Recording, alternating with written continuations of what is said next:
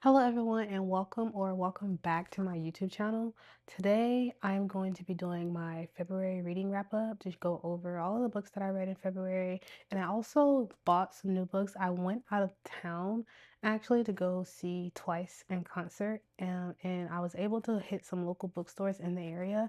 And so I also want to share all the new books that I bought, and I want to share all the books that I possibly DNF'd and all the ones that I did get through in the month of February.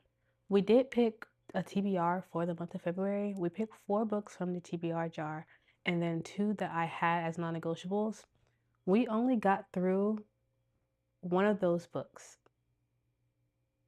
But by the time you see this video, I will have finished 2 other ones. I would have finished Restore Me by J.L. Seegers, and I would have also finished Sword Cross by Freya Marsk. But since I didn't finish them in February, I didn't want to add them to my February wrap up. But by the time you see the video, those 2 books will have been finished. So even though we didn't read them in the month of February, I did still want to get through them, and so that they could be off of my overall TBR, because that is the whole point of making the TBR, is to decrease the amount of books that I have to read and get through and see if I want to own them or not. Luckily, Freya Mars Swordcross was a library loan, so I will have gotten through that and returned one of my library books already. And I did enjoy Restore Me, and so that is going to stay on my shelf. I have a reading vlog kind of coming up, like a week in my life of reading, a realistic reading vlog.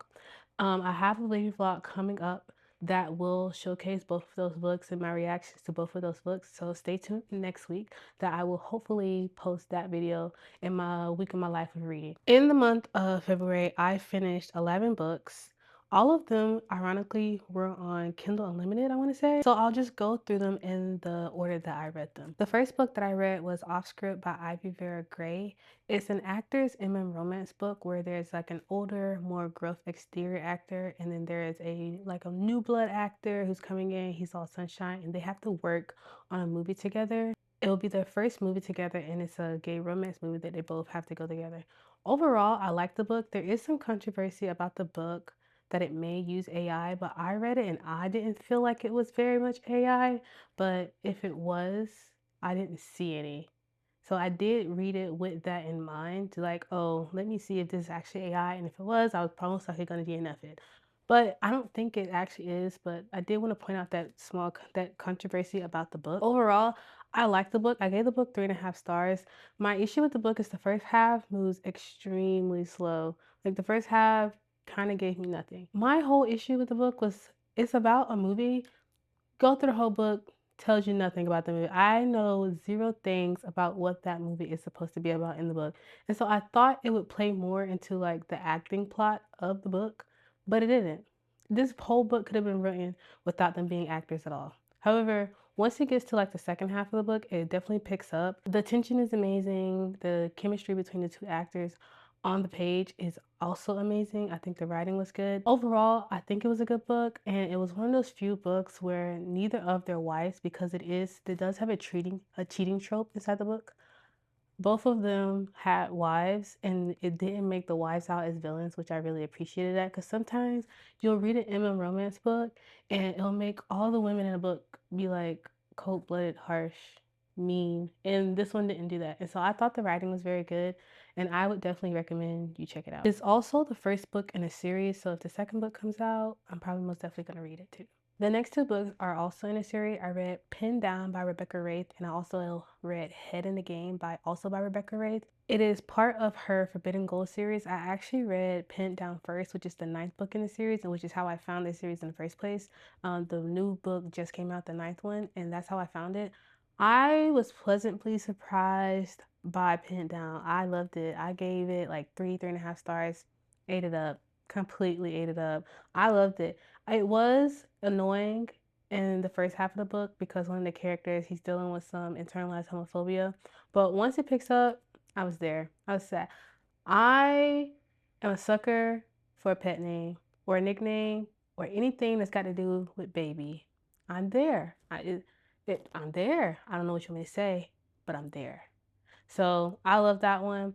I did not like Head in the Game as much. I want to say that one was a HGAT romance. This one was a HGAT romance between the head coach, I want to say, and the quarterback, like the star player of the team that they're trying to pick up from off the ground. It's like a football team that hasn't been doing well for years, and then they find this one student who's in a lot of trouble, like in his hometown. They take him and they put him in college because he knows he's the shit, they know he's a shit, and they need him for his team. And then a relationship starts between him and the head coach. I didn't like this one as much. Like in terms of like them being together, that was fine. But in terms of like the plot and the smut and all that stuff, I really wasn't there for it. But I did like the two characters together. And I gave this one 2 stars. But I am going to continue the rest of the series, and I think I've already started with like the second or third book. I have to see which one that I'm going to read next because I am kind of reading these out of order. They are like interconnected. They're not even internet connected actually. They are not internet connected standalones. They are all standalones that you could read like by themselves without having any knowledge of the characters. They're just all in a series together. So you could read them all individually, and I think that's what I'm doing. The next book that I read was Exhale by Joel Abernathy. It is the first book in the Flesh and Bone series. This follows Jack. He's a widow. His wife just died, and he is a single father of a trans daughter. He moves his daughter out of the town that his wife always warned him, hey, never leave the town at all. Don't leave the town. This is where y'all gonna be safe at. She never gives him a reason for it though. He leaves the town because the town is extremely like homophobic and transphobic against him and his daughter. As soon as they leave the town, his daughter get kidnapped. As soon as they leave the town, she get kidnapped. First night. First night in the house, she gets kidnapped. So then it follows the journey of Jack trying to get his daughter back, and he has to work with Nikolai, the second man, supposedly, that his wife was also previously supposed to be married to. He finds out that Nikolai is a werewolf, and so thus begins the whole journey of them trying to work together, and then they, of course, end up together. It was a great read. It was fun. I was intrigued by it. I had never read a book like that before. Not to say I never read Omegaverse before because, girl, yes, I have. But this was interesting. It was fun. Jack was a great character. There was some humor in there. And it was fun seeing the relationship between him and Nikolai. I am going to go ahead and start the second book because it's like an alpha on alpha, and it's supposed to be like enemies based on the description. I don't know anything about it, but I am going to read it. I gave this some 3 stars. The next book that I read was Hooks In by Eve Holmes. It is also the first book in a series called No Holds Barred, I want to say. It follows two, I want to say MMA or like aspiring UFC fighters, and they are enemies. They've been competing in the same bracket for like years. And on the last fight that's in like their hometown, they're competing for a fight in a very famous gym. Only one of them wins, and so the one person gets selected. But of course, the gym owner eventually does say, hey, this guy did a great job, and invites the enemy along. Thus begins the whole journey of them trying to work together, because if they don't work together, they will get kicked out of this very famous gym that they need to like build their skill and actually get to like pro fighting. This was interesting. I liked it. The way that it ended off, you kind of want to and have to read the second book to find out what happens to Luca and Ty's story, because most of the book is them being enemies, but being like high tension, quote unquote, enemies. And so the way that it ends, though, it ends on a fight that leaves you wanting to know, okay, where did they go from this? How is their careers going to change from this? And so I gave it 3 stars. It was okay for me, and I've been debating on whether I should pick up the second book or not. But it was good. The next book that I read was actually Saddle the Sun Up by Amy Sanders, and it's also the third book in a series called The Darling Brothers. Now, I love me some Amy Sanders. I've read like 2 books from her. I want to say I've read To Catch a Firefly, which I absolutely love that book. Highly recommend that book. Love To Catch a Firefly. And I've also read This and Every Other Time. I want to say This and Every Time. That was a recent one that came out, and it was reincarnation romance, and I absolutely love that one too. This one did not do it for me. I did not like this book that much. Like, it was okay. In terms of what I feel Amy Sanders' work is, this one didn't do anything for me. My main issue with it, I think, was that the asexual character was like super hypersexualized. And not to say that asexuals can't have sex, they obviously do, but it just felt weird in this context. It is a single dad and his best friend, and his best friends are lovers, and the single dad has recently divorced from his wife, and they kind of knew or kind of didn't know. Everyone had an inkling as to why he, had a change of heart with his wife, and everyone kind of figured it would be this. It would be because he has feelings for his best friend. He's kind of like the last to know in a sense. But I don't know, the writing just wasn't there for me with this one. And I didn't really enjoy it. But I do want to read the other books in the series because there's one that's coming out, and then there's another couple in the books, one of the other Darling brothers that I do want to read about. So I am gonna maybe continue the series, but in terms of this book, this one just did not do it for me at all. So the next two books I read was by Alexandra Hazard and the Straight Guy series. This is a very popular series. Alexandra Hazard is one of those authors that's like hit or miss for me. And it's like everyone loves them but me. Why is it like that? I don't know. But that's kind of what it is because I've read books, her Omegaverse books from like the Alpha Undone series, the Wrong Alpha series. I've read a couple books from the Wrong Alpha series and I did not really enjoy either one of them. I think I've almost DNF'd one of them. And I didn't really enjoy Unnatural, which is the first book in that series. So I was hesitant to start their books again, but these are better. I like these. These are much better. And so it's just one of those authors that it depends, it really depends on the book. So the two books that I read from that series is Just a Bit Obsessed and Just a Bit Heartless. Just a Bit Obsessed follows a couple, Alexander and his girlfriend. His girlfriend decides to ask Alexander, she's like, hey, I want to have a threesome. There's this guy that I feel like we should spice up our sex life. And Alexander's like, I'm not gay, but I'll try it. This is the worst decision she could have made. The worst decision she could have made. I'm talking about why did she do that? This is the worst decision she could have made because eventually, obviously, she gets kicked out of the relationship. And Alexander's in denial about it at first, but he keeps spending all this time with Christian and he gets mad when Christian's like, I actually am going to excuse myself out of this relationship because he sees, the girlfriend's kind of acting, she's not into it anymore and he's going to excuse himself out of it. Which is funny because the whole reason for him being there is because she wanted to have sex with him. The whole thing is just funny. It's funny. It's not a humorous book, but the situation itself is funny because why did you do this to yourself, girl? You had it good. You did it to yourself.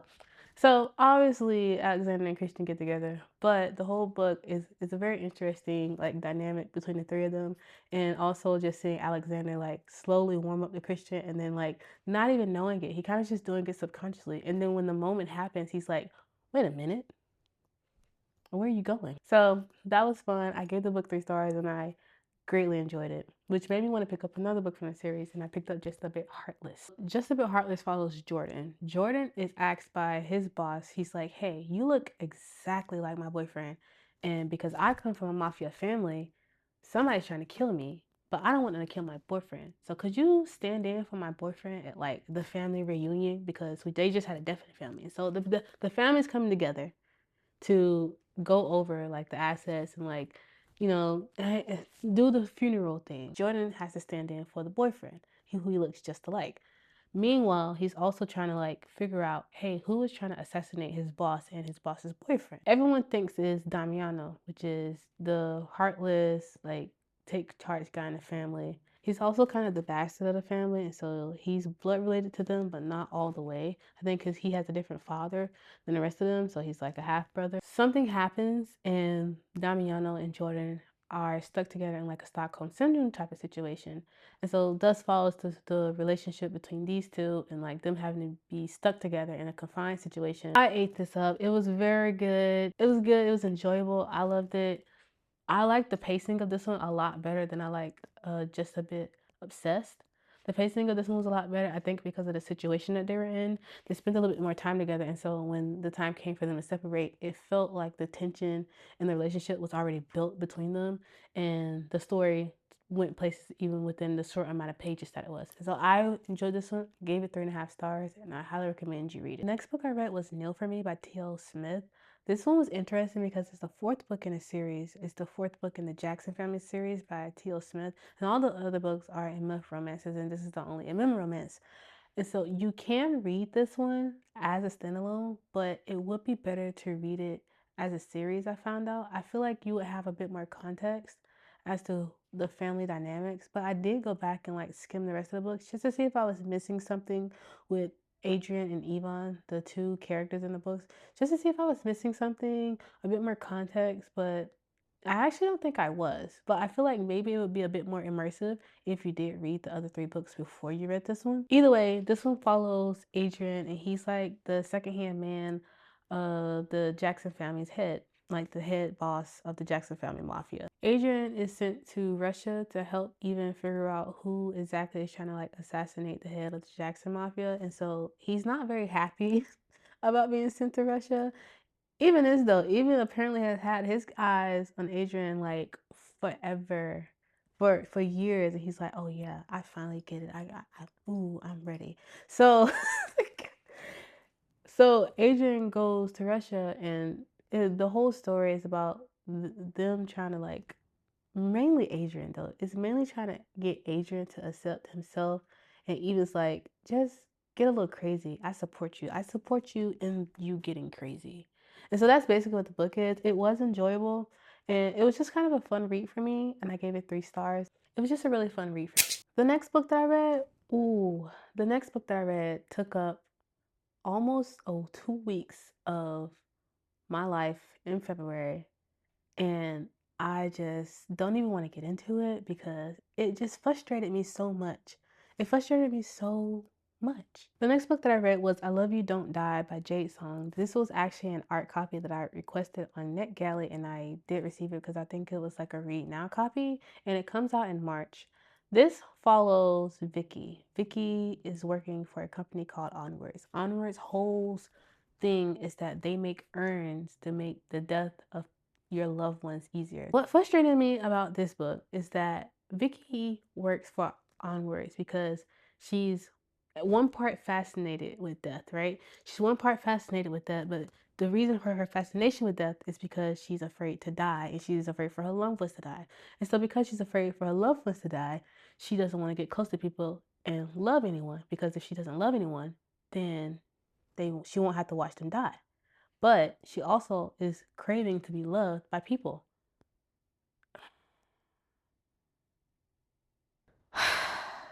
I get the intent with this book. The intent with this book, I think, was to focus on how each individual person deals with grief, how each individual person deals with depression and anxiety and like self-loathing and suicidal thoughts and ideation, those type of topics. I just don't think it was handled very good here, which is a shame because the author's writing is actually kind of good. I actually enjoyed the writing, and I see all the comments in the comment section of this book saying that a previous book of theirs is much better. And so I actually might go back and pick that book up, and maybe I'd enjoy that one better. I did not enjoy this book at all. My main problem, I think, is because I cannot take childish characters. Everything about Vicky was childish. The way that she handled her relationships was childish. The way that with both romantic and friendship were handled, in my opinion, poorly. I think when there's a fine line between blaming certain actions of people on depression and anxiety and certain actions you just gotta take credit for. And I think with this book, because it relied so heavily on like trying to justify Vicky's actions as a form of her own depression and sadness and anxiety and self-isolation on that, it didn't make much sense when she'd go back and do those same things to her friends. How can you crave, deep friendship and connections and give nothing back? And that, I think, was my biggest gripe. You cannot crave what you don't give. She expected way more than what she was outputting, and it's just not realistic. And I think this could have been how it was intended to come across. Like, this could have been how her character was supposed to come across, as maybe immature and childish. And the message here could have been, in the end, you have to reconcile with yourself that it's too late. But then the ending comes, and what happens in the end, and you're like, is that the message? Because if that's the message, then I feel like this completely missed the mark. There's a situation that happens between Vicky and her best friend Angela that I think these two deserve each other, because these are the two dumbest. These two deserve each other because they are both quite immature. But at least with Angela, I can justify her life being the way that it is, because, and her acting the way it is, because of what's going on in her life. But Vicky, I can't really do that. I can't make any justifications for Vicky at all. And I think the person that was supposed to be like the not great character here was actually the most decent person here. Why was Kevin the most decent person here? He is You're mad at him because he's got his stuff together. That doesn't make sense. The book fought with itself, I think. The book fought with itself of what I think it was supposed to come across as and how I felt it was portrayed as. And I just felt in the end it missed the mark and it was a bit shallow. And that's why I did not like it. But I do encourage people to read it because maybe I'm missing something that others did not. As some people really enjoyed the book. Some people say, oh, it was 3 stars because it was okay versus the other works of the author, which may be true. I don't know. Am I missing something? Because this was just, I was just so confused. I wasn't confused. I was frustrated. It was a very frustrating read for me. I cannot stand reading about characters that way because in real life, most likely there are people like that. And I think I've experienced people like that. And that's why it was so frustrating because it's like, grow up, and then you'll see the light. So because that book took me so long to get through, it literally took me forever to get through what I don't even feel like is a long book. Because that took me so ever, I did not get through the rest of my books in my TBR. Granted, I did make that TBR late, but I did get through one. I did read Missteps by Elle Charlene. I thought this was nice. This was fluffy. Probably exactly what I needed because once I did get into it, I ate it up. I was really happy. This follows Kyle. He recently lost his leg during an accident in the summertime, and because of that, he's kind of feeling a bit down about himself, a bit like, oh, he doesn't have a shot with the guy that he used to like. The guy that he used to like is Mark, and Mark has been like sort of his rival. It's really all on Mark. Not Mark, Kyle. It's really all on Kyle. It was kind of funny because it kind of read like a one-sided rivalry on Kyle's part, and you're just like, Kyle. I was writing my synopsis in my first video, be like, Kyle's just down bad and he needs to get it together. That's what the book is. Kyle's down bad and he needs to get it together. Now that he's, lost his leg, he's feeling down about himself, and Mark is just the sweetest guy, the greenest of flags. The way that Mark helped Kyle like accept the recent changes in his life was really heartwarming, and it also in turn helped Mark, you know, maybe realize some things about himself, even though Mark is kind of very reluctant. It was a nice, fun read, and it was really sweet. The only thing is, there's a couple in the book, and I'm like, can we get a book about them too? Why we gotta leave them out? I need more explanation of what's going on over here. Tommy and Sebastian. I need a more explanation. I need some more context. Elle Charlene, maybe please get a book about Tommy and Sebastian. That wraps up the 11 books that I read in February. Oh, the books that I got while I was traveling. I want to show you those. So I'd gone to 2 different bookstores while I was traveling. One was an exclusively LGBT bookstore, but also the other one was actually had a lot of options, and I was pleasantly surprised. And so I'll have to go back to that bookstore because if you have not noticed how much I read the gays and whatnot, they have not been paying attention to this video. They also had a lot of banned books, which I feel like I should get physical copies of more often. Should that be a focus of having copies of banned books just in case? You know? Like, should I do that? Anyway, so I want to go through the books that I got while I was out. The first book I got was Rainbow Milk, I want to say by Paul Mendez. It was a really, really pretty cover of this one. It caught my eye. It's set in the 1950s. It follows ex-boxer Norman Alonzo. He's a Jamaican who recently immigrated to Britain with his wife and children to secure a brighter future. Due to the racism and the unexpected illness, Norman and his family are resilient, but all too aware that their family will need more than just hope to survive in their new country. At the turn of the millennium, Jesse McCarthy seeks a fresh start in London, escaping a broken immediate family, a repressive religious community in his depressed hometown in the industrial Black country. However, once he arrives, he finds himself at a loss for a new sense of gravity and turns to sex work, music, and art to create his own motions of love, masculinity, and spirituality. A wholly original novel, as tender as it is visceral, Rainbow Milk is a bold reckoning with freedom and identity across generations, time, and cultures. So this one, I wanted a deeper read, and this one felt like it was gonna maybe hit some places that I've been seeking. Oh, I also got this. This is fun. Anyways, so I thought this was gonna be a good read, and so I picked it up. The next one, I'm gonna go in blind because I'm gonna go in blind for all of these because I don't actually know much about any of these. But this one I had already heard about from a previous YouTuber. I want to say Dylan Joseph. Dylan Joseph is reading this, and it caught my attention. It says after her son died, Magos carves out a small piece of her lung to save herself. She nurtures the lung until it gains sentience, growing into the carnivorous little monstrilio she keeps hidden within the walls of her decaying childhood in Mexico City. And that was kind of enough for me. I think this is going to be a nice horror. It's compared as a modern day Frankenstein. So this one really caught my eye. It also says, despite her best efforts to turn the monster she created into a man, Monstrilio's innate impulses threaten to destroy his fragile second chance at life. Meditation on grief, acceptance, and the monstrous sides of love and loyalty, Gerardo Samanos Cordova's ambitious debut spans the globe from Brooklyn to Berlin, offering a cathartic and precise portrait of being human. This is a debut novel by Gerardo Samano Cordova. So I'm really excited to read this one. And I don't read a lot of horrors. So I'm really excited to read this one. The third book I picked up was actually one of those blind book buys. It was wrapped up and you don't know what it is. You can only read like the 3 bullet points in the book. And this one is actually called The Heart Principle by Helen Huang.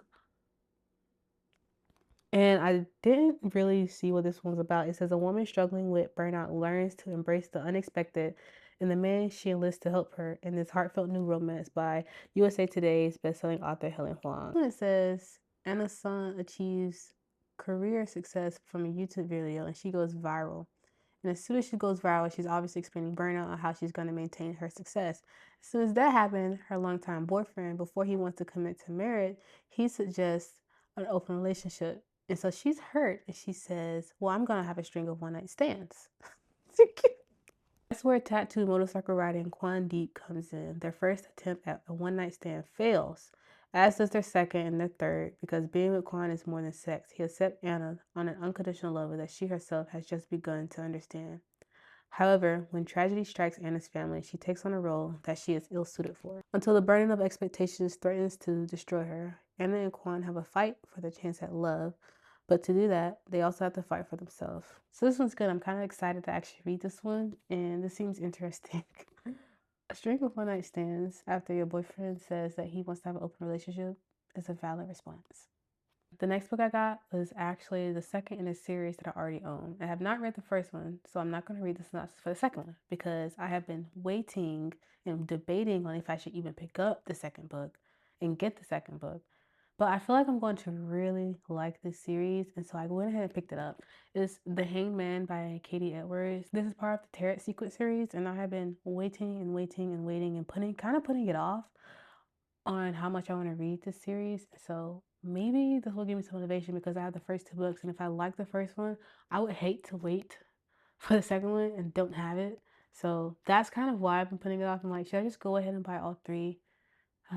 But I hate to buy it and I'm like, I actually don't like this. And then I own it. And then obviously I can take it and donate it. But you get what I'm saying? So that's the next book that I have. And that's the next book that I may have to bump up on my TBR. I may have to bump up the first book in the series, which is The Last Sun. That's what it's called. It's called The Last Sun. And so I may have to bump that one up on my TBR because I have actually been putting it off for so long because I'm actually super excited and I hate to be disappointed by it.